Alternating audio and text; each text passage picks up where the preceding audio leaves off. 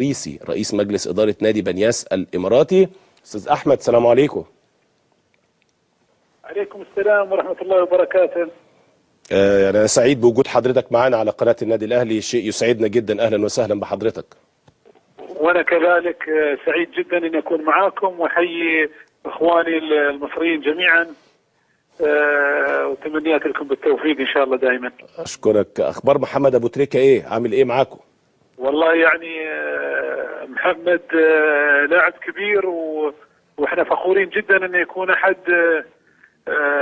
أسرة بنياس في الفترة الماضية. حقيقة يعني هذا خير سفير للمصريين بشكل عام. الحمد لله.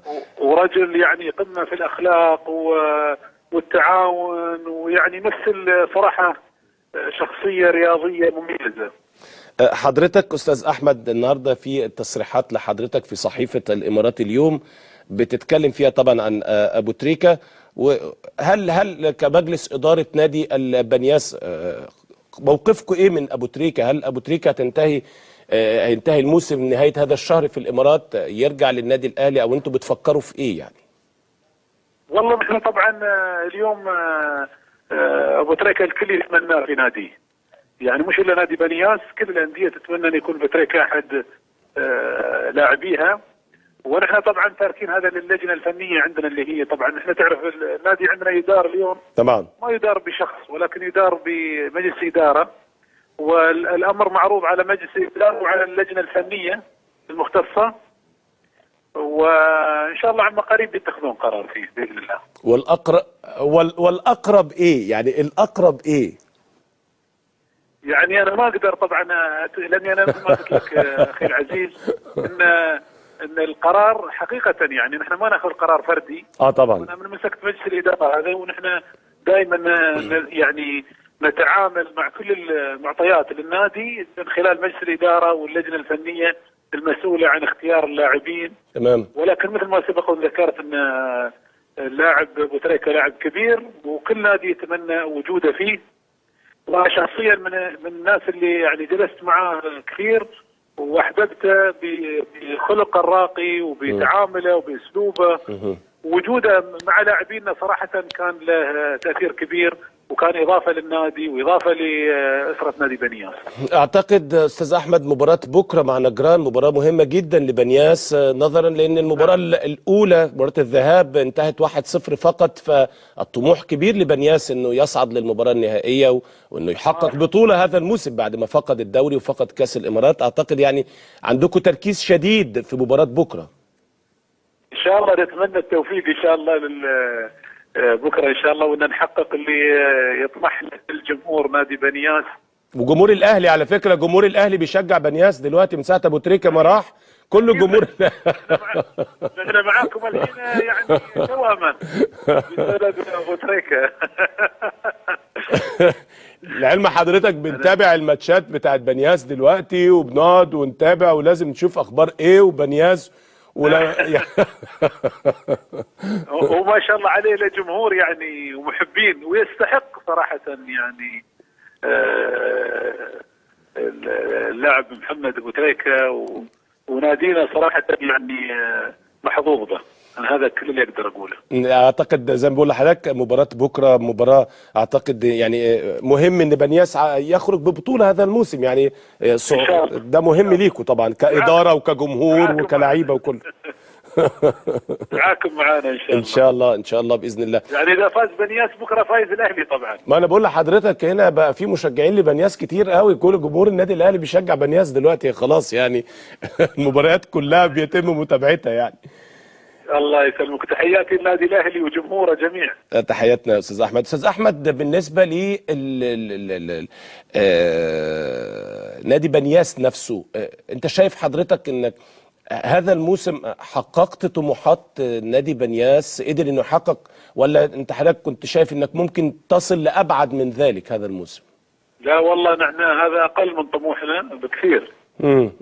ولكن يعني ان شاء الله في السنه القادمه ان شاء الله، السنوات القادمه ان شاء الله عندنا خطه باذن الله تكون تتحقق ما يصبو له جمهورنا ان شاء الله. يعني يقدر نادي العين انه يزاحم نادي بنياس، يزاحم العين، يزاحم الجزيره، الاهلي، ويدخل في المنافسه الشديده معه؟ استاذي انت عارف ان كره القدم ما فيها مستحيل. لا طبعا. ده ونحن عندنا لاعبين يعني من خيره لاعبين الامارات خاصه المواطنين، ولكن يمكن ينقصنا في بعض المواقع بعض اللاعبين ان شاء الله. ونحن اليوم اللجنه الفنيه تدرس احتياجات النادي من اللاعبين، وان شاء الله باذن الله يكتمل عندنا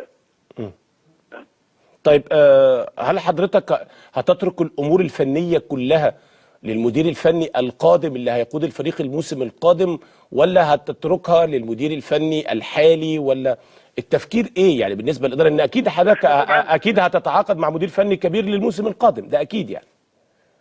والله نحن هذا كله مثل ما يعني انا ما اقدر استبق الامور، لان حقيقه يعني مش انا ما اتهرب من الاجابه قد ما انها يعني الاسبوع القادم بيكون في قرارات حاسمه بالنسبه لنادي بنياس، تمام، من خلال اللجنه الفنيه ومجلس الاداره. يعني نحن كل الامور تدار من خلال حقيقه استراتيجيه واضحه بالنسبه لنا، ما عندنا شيء يتخذ فردي، لا من رئيس ولا من نائب ولا من اعضاء. تمام يا فندم، تمام. وهذا الواقع، يعني ان كله يدار بطريقه احترافيه، وهذا احنا نسعى له من بدايه المجلس الحالي.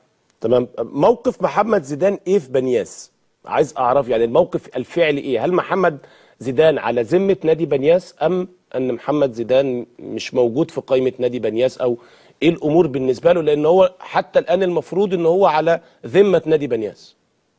والله هذا ايضا الموضوع يعني عندنا في الشؤون القانونيه موجود، وما زالت الامور يعني بين اخذ وعطاء. يعني نتمنى ان شاء الله محمد زيدان لاعب كبير، ويعني احنا نتمنى له التوفيق، ولكن يمكن ما حالف الحظ عندنا في نادي بنياس. نادي بنياس كثير، ولكنه لاعب، هو لاعب معروف ولاعب له مكانته، وانا احترمه وكل الاحترام. تمام. وايضا مجلس الاداره يعني. تمام. قبل ما اختم مع حضرتك هسألك سؤال بعيدا عن إشادة حضرتك بأخلاقيات أبو تريكة، بسلوكيات محمد أبو تريكة، لكن تقييمك كرئيس لمجلس إدارة نادي بنياس لأبو تريكة من الناحية الفنية في الملعب لبنياس، هل هناك إضافة فنية قدر يضيفها أبو تريكة رغم إنه أصيب ورغم وكده؟ لكن عايز أعرف تقييم حضرتك إيه الفني لتريكة في خلال الفترة الأخيرة؟ يعني أبو تريكة لما يلعب الكل يحب يشاهده، وشفتوا انتم الفنيات يعني اللي يقدمها، ودوره كان مؤثر، وكانت له أهداف واضحة، وحقق يعني بكل، مع انه هو يعني طريقته يوزع الكرة بطريقة جميلة ومتابع، يعني لاعب مميز، يعني ما في شك انه اضاف الكثير يعني. بس على فكره يا استاذ احمد كلامك ده بيقلق جمهور الاهلي، لان واضح كده ان انت ميال قوي لابو تريكه، وجمهور الاهلي عايز ابو تريكه يرجع. والله انا يعني يمكن انا من الناس اللي كنت لي دور كثير في بدايه ترشيح ابو تريكه اللي لعب في نادي بنياس. تمام. لهالسبب انا ميال. وانا بقول لحضرتك كلامك كده واضح انك ميال ان ابو تريكه وجمهور الاهلي عايز ابو تريكه يرجع، فانت كلام حضرتك مقلق شويه. والله احنا عندنا وفي نادي الاهلي انا اعتقد اليوم احنا صرنا مثل ما قلنا في توأمة بيننا وبين نادي الاهلي. تمام. ما اعتقد هم بيحرمونا من شيء لو احنا بغينا يكون موجود عندنا، واحنا بعد ما نبغى نحرمه من وجوده في نادي اللي هو حقيقه مخلص. انا يعني اللي شفته من الاشياء اللي في ابو تريكة انه مخلص لناديه ومخلص طبعا مصر يعني، وهذا شيء جميل انا احببته فيه. لان يعني كثير يتكلم عنهم وكثير يتكلم عن النادي وعن المحبين في مصر. طبعا. هذا شيء جميل ارتباطه يعني بناديه. طبعا. استاذ احمد الريسي، انا بشكر حضرتك